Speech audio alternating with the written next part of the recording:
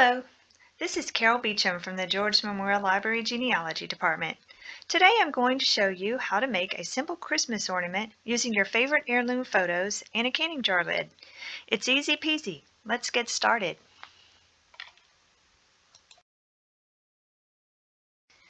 Here is what your finished project will look like should you choose to make some of your own.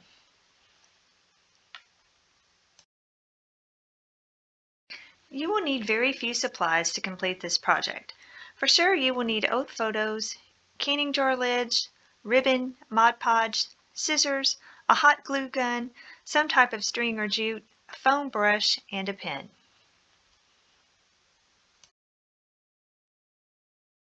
The first step is to select your photos.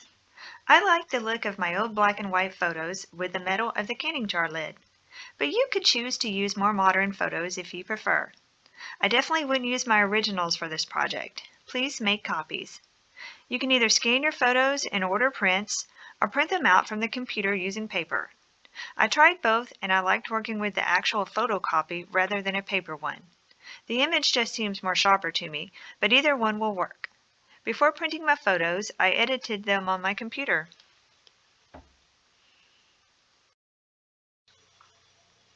Editing your photos. Some of my old photos had a lot of spots on them, as in the example on the screen. I was able to clean the images up by using the Edit feature. To do this, I brought up the photo I wanted to work on and hit the Edit and Create tab in the right-hand corner. This will bring up the drop-down menu you see on the screen where you will select the Edit feature.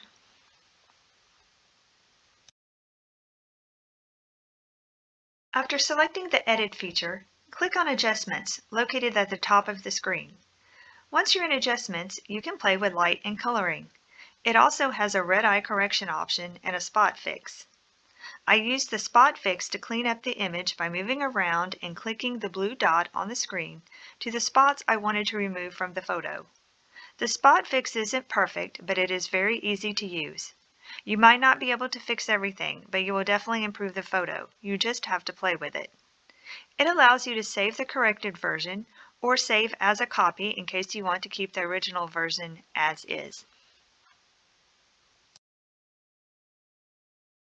This is a before and after look of the same photo after using the Spot Fix option. Next, find what images will best fit inside the ring. I did this by just placing the ring over the person in the photo that I wanted to use. Some of the images you want to use may be too large if you use actual photocopies. If this is the case, you might want to print it out from your computer instead. This way you can easily print a smaller size of it. Draw a circle on your photo. To draw your circles, you can either trace the inner circle of the canning jar lid onto the photo or make a template out of a hard clear plastic using the lid. This way, you will be able to see exactly what part of the photo you're using for the ornament. I used the clear plastic of a book report cover to make my template.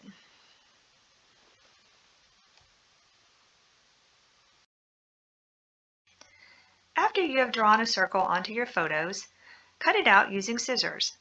The edges don't have to be perfect because the canning jar ring will hide any imperfections. Check to see if your photo fits into the ring after cutting. Sometimes it comes out too large and you will have to trim it down to make it fit. Brush on the Mod Podge. After cutting out your photos, use a foam brush to cover them with Mod Podge to help protect them and let them dry.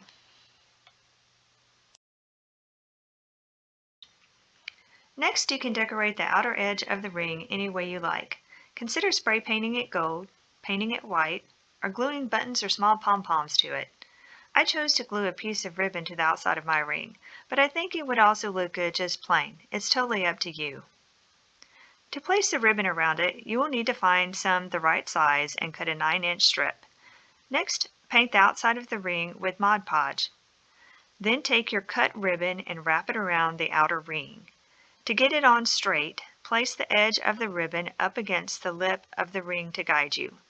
After that, just set it down on a paper plate or piece of paper to let it dry.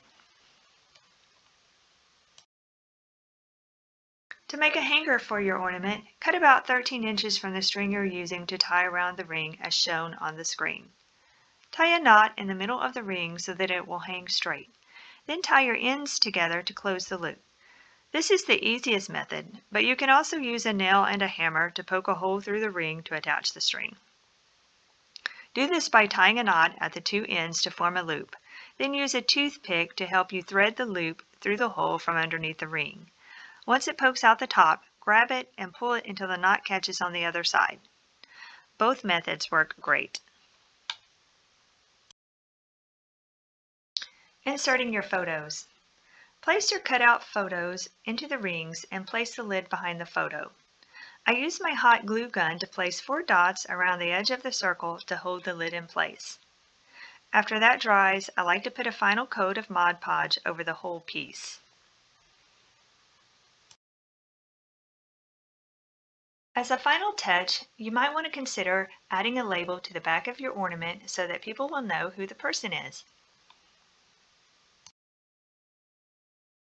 Good luck and have fun! Thanks for watching!